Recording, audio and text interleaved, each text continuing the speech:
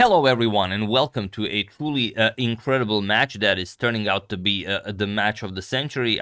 Niemann takes on Anish Giri, and it's a very interesting match. It features all of the time formats. They will play 12 blitz games, then 6 classical games, then 6 rapid games, and the winner gets $30,000. The loser also gets $20,000, so it's not about money, mostly about bragging rights, and in Hans's case also about winning some rating. In classical wouldn't be too terrible of an idea.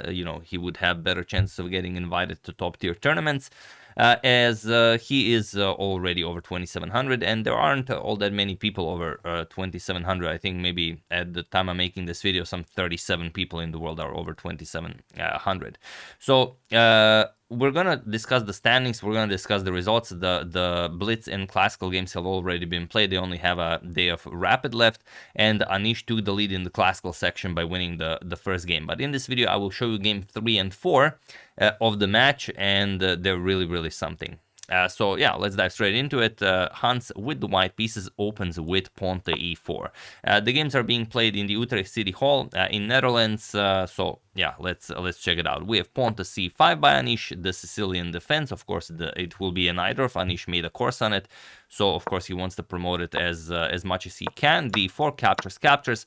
Knight f6, knight to c3, and a6. Anish goes for the Knight of Sicilian, and Hans challenges it with bishop to d3. This is the 10th most popular continuation. So okay, if you want to challenge someone to a Najdorf, challenge it with the 10th most popular continuation. We have pawn to e5, knight d to e2, and bishop to e7. We have castles and bishop to e6. Okay, nothing new here, all been played before. Hans strikes with pawn to f4, and we have castles by Anish. We have pawn to a4, preparing to grab more space with a5, also stops pawn to b5, and queen to c7. We have king to h1, always a useful move whenever you have this diagonal opened up. Knight b to d7, developing connecting rooks, announcing the knight probably is coming to c5, and there is a game where f5 was played, but Hans just plays bishop to e3, and it is now as of move 12 that we have a completely new game. Okay, rook a to c8, again, the pretty standard square for the rook in the Najdorf. Pawn to a5. Now, if the knight moves, you might have to worry about some bishop to b6 ideas. Rook f to e8, and now pawn to h3. Pawn to h6, and queen to e1. Hans announces that he wants to play queen to g3, and so slowly build up an attack against the black king. We have knight to c5 by Anish. You move the knight, but okay, the b6 square is blocked. Queen to g3, and now just knight to h5. Kicks away Hans's queen. Queen back to f2, and now e captures on f4. And you're probably wondering whether to capture with the bishop or with the knight, as we prefer to keep the bishop pair. But no, Hans actually captures with the bishop. Makes it more uneven and more interesting. Knight captures, and now bishop to d8, freeing up the e file for the rook, and also if the queen moves at some point, the a5 pawn might become a target. On the downside, you have disconnected your rooks once again, so you will have to connect them at some point. We have knight c to d5, where you would love to capture, but then the other knight just takes its place, and you've just given up the bishop pair. So queen to d7 by Anish, and queen to d4, a beautiful centralizing move by Hans. Bishop captures on d5, knight captures on d5, and now queen to e6. Preparing to put pressure on the d4 pawn, but it's not going to be easy. We have queen to b4, and now queen to g6. Okay, now the e4 pawn is attacked by 3 pieces, but if you move the knight from c5, then b7 hangs, and also the rooks are disconnected, so that's an issue for the moment. Hans just plays rook to f3. He says, oh, all right, I'm doubling up on the f file. I'm going after your f7 pawn, defended only by the queen. So, of course, like I said, captures, runs into queen, captures on b7. Anish returns the rook to f8 to help out with the defense of the f7 pawn. Rook a to f1, and now bishop to g5, connecting the rooks once again, and the bishop here also nicely controls the knight on d5. Rook to g3, pinning the bishop, and just queen to e6. We have queen to d4, again centralizing the queen, and now Anish plays pawn to g6, and we reach the position from the thumbnail. Here, if you really want to keep it simple and keep it even, you have to give up a pawn by playing knight captures on d3, and now depending on what white recaptures with, let's say c captures, you play pawn to f5, and now after captures, queen to e5, and this is how you force a queen trade. The knight and the rook are also attacked, so you have to trade queens. And after queen captures, pawn captures, okay, you're down a pawn, but you have a bishop versus a knight, game on both sides of the board. D3 and B2 are, you know, potential weaknesses for the rooks, so you would have compensation for the pawn. But after queen D4, Anish played pawn to G6, and he invited Hans to capture on G5. This is the position from the thumbnail, and Hans accepts the deadly dare. Rook captures on G5. H captures, and now knight to f6 check. It's not really an exchange sacrifice, since you will win the rook right back, and Anish has no choice but to, head straight into the windmill. And you cannot play king to g7. If you play king g7, then it's just a very, very quick checkmate. This is a double check. You move the king, queen h6 check, king to h5, and queen h7 will be checkmate. So instead, king to h8. Now you don't have a double check, but you do have a classical check, just going after the rook. Pawn to f6, and now knight captures on f8. We have rook captures and bishop to c4. Here, Hans playing with engine-like precision. He just wants to hone in on that b7 weakness. Queen to e7, we have bishop to d5, knight to e6 attacking the queen, and queen to b6, preparing to capture on b7, and Anish goes for knight to f4. There's really no good active way to defend the b7 pawn, so you might as well go after the white king with some knight h5, knight to g3 ideas. Queen captures on b7, and now knight captures on d5 would be interesting. For example, knight captures, defends the queen, so you have to capture the knight, and you have this endgame, which is not fun, but probably your best choice. But, considering everything, and considering Anish is down to 4 minutes on the clock, he prefers to keep the tricky knight on the board, so he just goes queen e5, keeps all the material on the board. We have queen captures on a6, very boldly played by Hans, just grabbing a pawn, freeing up the a file to advance the passed pawn, and now the queen is also ready to jump back and help out with the defense of the bishop, as Anish's next move is pawn to f5, and Hans, of course, prepares queen to c4. The bishop will be nicely defended. We have knight to h5, threatening knight to g3 check to win the rook, and rook to f3. Knight to g3 check, king to g1, and now pawn to f4. We have king to f2 by Hans. Now you don't have to worry about any tricky checks by the knight, and king to h7. If you capture on b2, then you just allow a queen trade, and it's game over. It just captures, and you advance the pawn to victory, as the bishop already covers the a8 square. So after king f2, king to h7, and now pawn to c3. Now Hans is just ready to start advancing those passed pawns to victory. We have queen to e7, queen to b4. We have pawn to g4, and now the position is completely winning. Hans did make it very, very complicated, but it still is winning if you find Hans's idea. So feel free to pause the video and try to find, the move that wins the game while I give you a couple of seconds. So for those of you who were able to do it, congratulations on not going for the boring idea. And for those of you who just want to enjoy the show, it is queen to b7, sacrificing a full rook, to start advancing your passed pawn. And there's no way to defend this. The only way is to trade queens. Queen captures on b7, bishop captures, and Anish takes the rook on f3. G captures on f3, and now G captures on f3. This is key. You cannot just start advancing the pawn. If you advance the pawn, then f captures on g2, a7, and f3, and black will just give the rook back, and the two connected passed pawns will be winning for black. Something like a8 queen, knight to h1 check, king to e1, f2 check, king to d2, and now you just pick up the queen, and I mean, of course, the two connected passed pawns are winning. So G captures on f3 is key here. We have pawn to d5, very tricky move by Anish. He knows he's lost, but even with a minute on the clock, he finds tricky moves. Now, if pawn captures, then rook e8, and you cannot escape a draw. Point being that, let's say a6, rook gives a check, king to g1, and you just continue checking the white king. So after d5, Hans says, all right, I'm just going to play bishop captures on d5. I mean, I wasn't born yesterday. I like my bishop here defended, and now I'm just going to advance the pawn to victory. Knight to h5 and pawn to a6. We have knight to f6, bishop to c6, not allowing the knight to be traded for the bishop.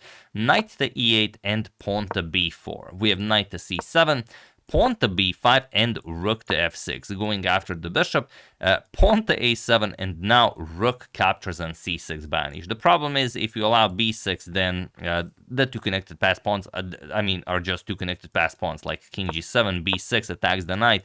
Even with rook captures on c6, just b7. I mean, this is completely winning for white.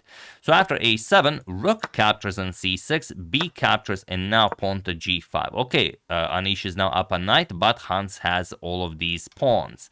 So king to e2, king to g6. It's time to get the king into the game. King to d3, king to f6, king to c4, king to e7, king to c5, and now knight to a8. We have pawn to c7.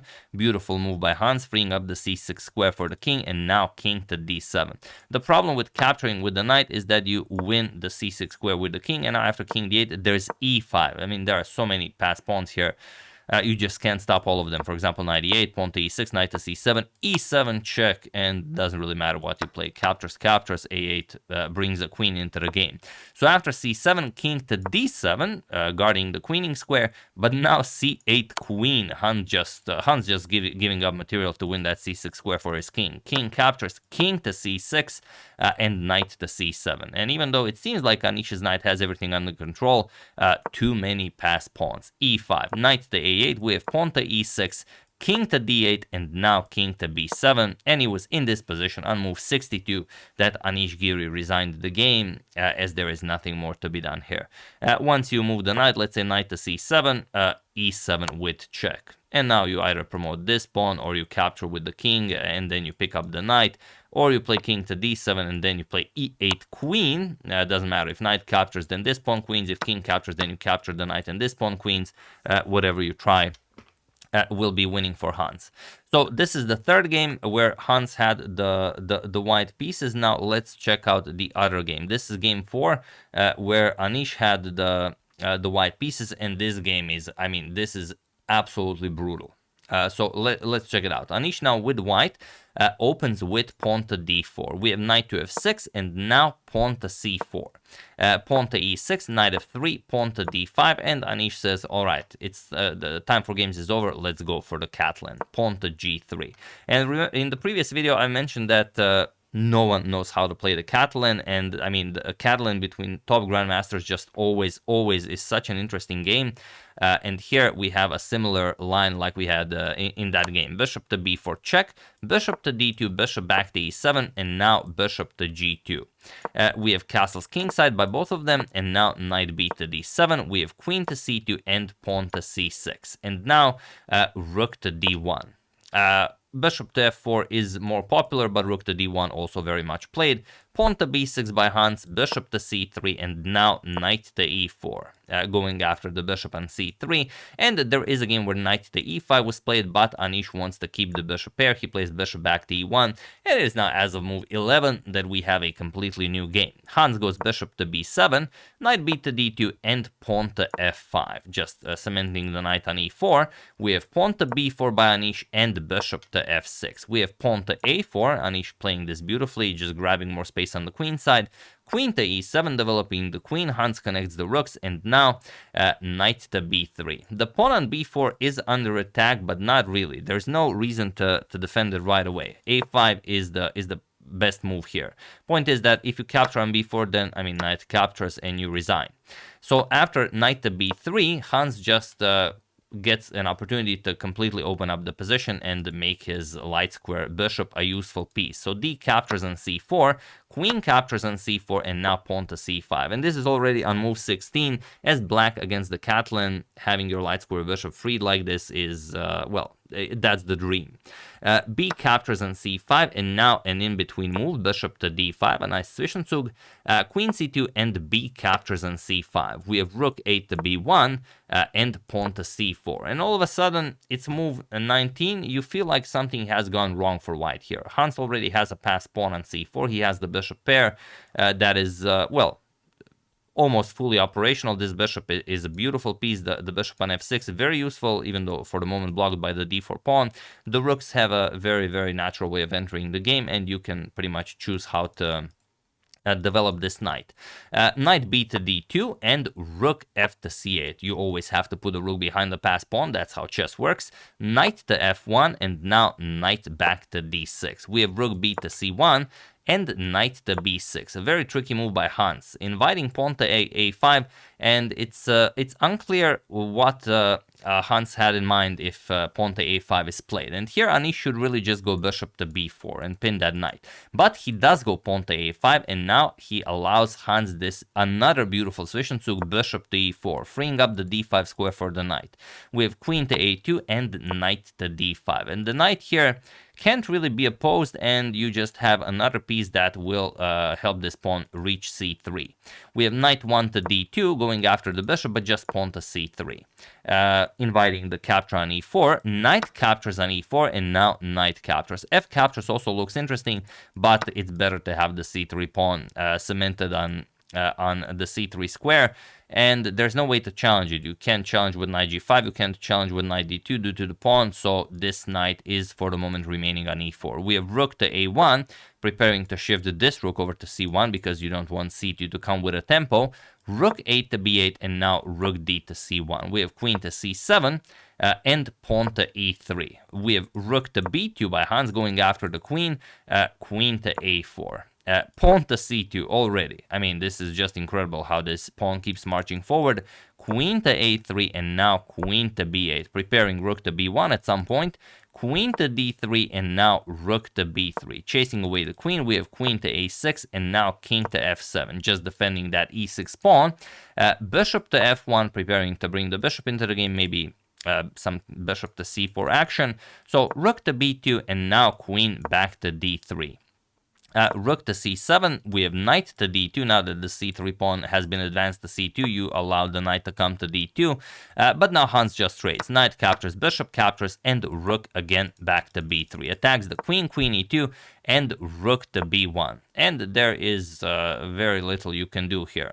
We have pawn to e4 by Anish, f captures, and now just queen to b2, putting more pressure on those rooks. And now Anish is forced to capture. Rook captures on b1, c captures on b1, bringing the queen into the game. Rook captures, queen captures on d2. And after all is said and done, now Hans is just up a full piece, up a knight. And well, it's his king is a bit weaker on f7 than Anish's is on g1, but still, you know, a knight is a knight. They have a saying about that, you know, Fisher is Fisher, but a knight is a knight. Bishop to h3, going after the e6 pawn, and Hans goes rook to e7. Here, both of them were already very long a time, 15 minutes for Anish, 6 minutes for Hans, and rook to c1 would be a bit more straightforward. You either force a trade and then just defend the e6 pawn, or even if rook to c1 check, king to g2, you can just play knight to c7. And this holds beautifully. But again, you don't want to burn too much time. Hans played rook to e7, defending the e6 pawn, but now he runs into bishop captures on e6 check. We have rook captures and queen captures on d5, and this allows Anish to stay in the game. We have queen to e2, defending the rook. It's also a defense against rook b7 check, king moves, and queen captures on e6. So queen to f5, going after the h7 pawn, and now just rook to e7, stopping rook b7 check.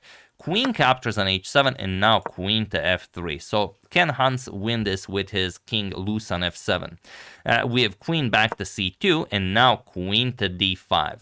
Rook to e2 is the way to go, but again, with little time on the clock, it's very hard to calculate, because if you allow rook to b7 check, bishop to e7, and queen to b3 check, you have to see that after queen captures, rook captures, there's rook a2, and okay, the resulting endgame will be winning for black. But Hans went for queen to d5, and now pawn to a6. Now you already have to worry about rook to b7 in some lines. Queen captures on d4, and pawn to h4. We have queen to d5. Again, it's important to keep this diagonal safe so you don't run into checks from the white queen. King to h2, now pawn to g6. We have rook to d1 going after the queen, queen to b5, and now queen to a2 with check. King g7, rook to d8. Anish going after queen to g8 with check, and Hans blocks it with rook to f7. Rook to h8. It's a trick that if king captures, then queen captures on f7, and this is now a draw. For example, queen b6 defends the bishop, attacks the f2 pawn, king g2, and well, the king is just too wide open to to do any damage to white. I mean, if you try to get the bishop into the attack, then you allow all of the checks to achieve stalemate or perpetual checks. So queen back to d7, and now rook to b8, preparing rook to b7. So queen to c6, and now pawn to f4. Very, very interesting position. We have rook to e7. Now with the f-pawn marched up the board, you again have to worry about that rook going after the white king. Rook to g8 check, king to h7. Sorry, that's not an h7. King to h7, and now rook to f8, preparing queen to g8, and here bishop to g7. The best way to play is to allow it with rook to e1. And there's no defense against rook h1, but time on the clock, I mean, it's very hard, because even if you give this one check, king h6, and that's it. There are no more useful checks. Rook h1 or queen h1 will be checkmate. So after rook f8, bishop to g7. It's better to be safe than sorry. And now rook to d8. Queen g8 check, king h6, and then maybe rook f7, and you still have drawing chances, but okay, rook to d8. We have queen to f3, and now queen to g8 with check. King to h6, and now queen back to d5.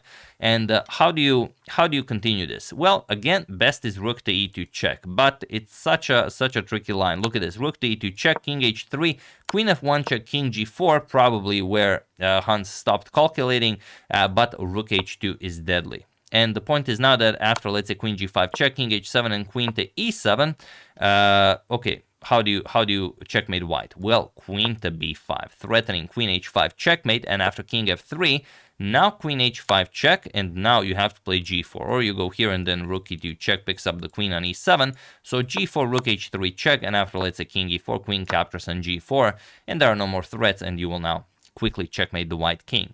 But okay, queen d5, queen to f2 with check. We have king h3, queen f1 check, a bit of a repetition here, king g4, queen e2 check, king h3, and now Hans goes for bishop to f6. Brings another attacker into the game, but it also allows Anish to activate his pieces. Rook d6 goes after the bishop, king g7, and now queen to d3. Offering a queen trade, Hans declines, queen e1, queen to d1, queen e4, queen d5, and queen to e2. Anish repeats, queen to d3, queen e1, queen d1, and Hans goes for the queen trade. Queen c3 or queen f2 maybe is better, but he does go for the trade, and now bishop to c3. He wants to get his bishop on this diagonal to keep the a7 pawn safe, and then the extra piece, I mean, even if this is objectively a draw, the mere fact that Hans has a bishop and Anish doesn't allows Hans to play this position forever until Anish gives him anything. So here, king g4, we have bishop to b4 and pawn to h5. G captures, king captures, king to f6, and now king back to g4. So yes, it's a bishop against two connected pass pawns on the king side. And if you allow them to march forward, well, the two pass pawns are stronger than a queen. We have rook to e6, rook to a1, and now rook to e3.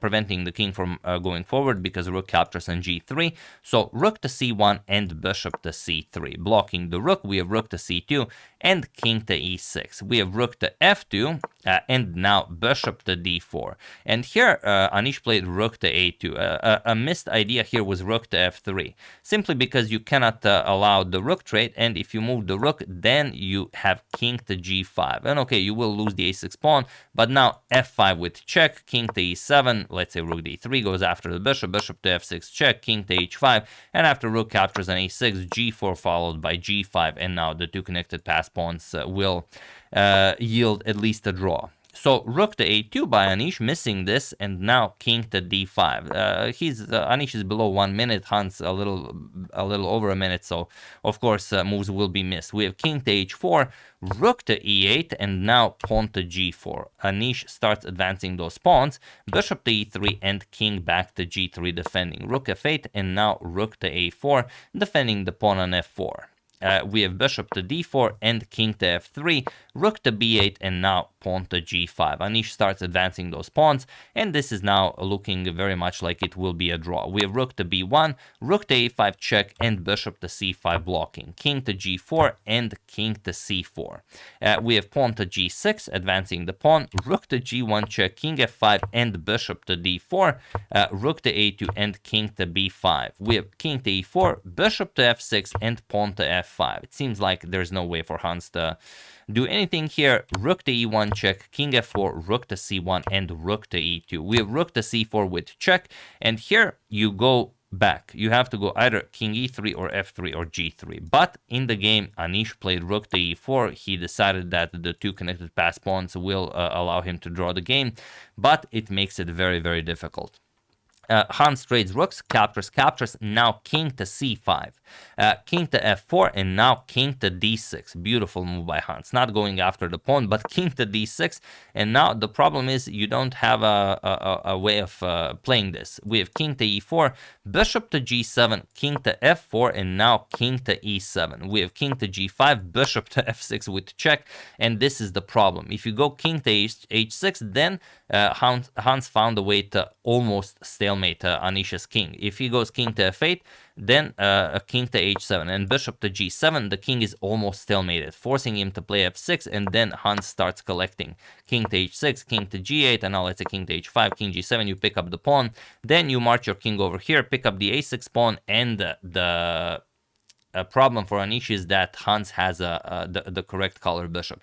The bishop is a dark square bishop, and the pawn will queen on a dark square, so that makes the game winning for Hans. If it was a light square bishop, then it would be a draw. So bishop f6 check, king to f4, Anish cannot go up the board, and now bishop to h8. We have king g5, bishop g7, king f4, king to f6, king g4, bishop to h6, king to h5, and bishop to f8, king to g4, and bishop to d6. So it's only a matter of winning one of these pawns. Obviously the f5 one, king f3, bishop to e5, king to e4, and bishop to b2. We have king to f4 and bishop to a1. King to g4, now king to g7, king to g5, and bishop to b2, ready to take away the g5 square from the white king. King h5, bishop to f6, king to g4, and now king to h6. We have king to f4, king to h5, king to e4, and now king to g5. And he was in this position on move 117 that Anish Giri resigned the game, as there is nothing more to be done here. One more move, you lose the f5 pawn, then you lose the g6 pawn, and then after king goes after the a7 pawn, you just defend it with a bishop, march your king over to pick up the a6 pawn, and like we said, you advance your pass pawn to victory as you have a dark square bishop and the pawn queens on a dark square. So really a wild game with many chances, well, for any sort of a result. It was completely winning, but little time on the clock. Anish really made Hans work for his meal, and in the end Hans does get his meal. So Hans wins the classical section, but Hans also won the blitz section. Hans won the blitz section with a score of 7.5 to 4.5, and he wins classical with a score of 9 to 6. So in the score is now 16.5 to 10.5, and Anish still has a chance. 6 more rapid games will be played today, and we'll see if Anish can come back in the match, or will Hans just continue crushing. I mean, taking down Anish in both blitz and classical that is a performance. That is a performance. And here is let me just show you. These are the world top 25 as of today. So not a lot of changes, as not a lot of classical is being played. Only changes Anish and Hans. Hans is now world number 23 with a live rating of 27.19, and Anish dropped a few points. He's now world number 16. World champion Ding Liren at world number 14. Magnus still first, 30 full points ahead of Hikaru Nakamura, the only other 2800 player. Caruana, Arjun, Yanni Pomnishi, Gukesh, Abdusatro, Weyi, Alireza, and Wesley. So those are the top 10. But Anand, 11, you know, he always somehow gets his way back into the top 10. You know, even without playing, someone just loses rating and then Anand just pops right back into the top 10. Prague, Dominguez Perez, like I said, Ding Liren, Kwang Liam Le, Anish Giri, Mamedyarov, Yang Krzysztof Duda, Levon Aronian, Parham Maksulu, Maxim Vashelagrav, Vidit Gujarati, Hans Niemann, Vincent Keimer, and Alexei Sarana. Those are the current top 25, if you guys were interested. So yeah, those were the games. Hope you guys enjoyed it. If you have any other that you would really like me to cover, feel free to use hashtag suggestion and I will go over it. I would like to thank Karl-Heinz Haas, Martin Georg Paparik, Duitran, Michael Bowers, and Hans Niemann versus Anish Giri for your contribution to my channel. Thank you a lot. I really appreciate it. As usual, you can check 2 of my previous videos here. Thank you for watching, and I will see you soon. Continuing to check upon your wonderful suggestions, such as this one, and whatever else happens in the chess world. So thank you all. I will see you soon, and have an excellent rest of your day.